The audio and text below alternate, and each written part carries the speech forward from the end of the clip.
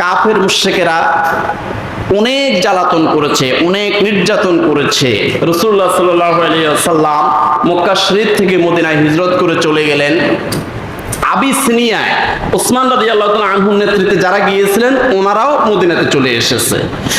এখন কাফের মুশরিকেরা থেমে নাই, তারা নির্ধারণ করলো আব্দুল্লাহ ইবনে উবাই ইবনে সলুল নামে একজন মুনাফিক সর্দার, তাকে নির্ধারণ করলো সে মদিনাতে আছে। এই তার সাথে যোগ সাজস করে তারা গোপনীয় যোগ সাজস করে বদরের ময়দানে তারা আবার হাজির হয়ে গেল যে ইসলামকে শেষ করে দিবে, মুহাম্মদ সাল্লাল্লাহু আলাইহি ওয়াসাল্লামকে দুনিয়া থেকে বিদায় করে দিবে। প্যারে হাজরে তারা বদরের ময়দানে হাজির হয়ে গেল। কিন্তু আল্লাহ রাব্বুল আলামিন কি করেছেন শুনেন।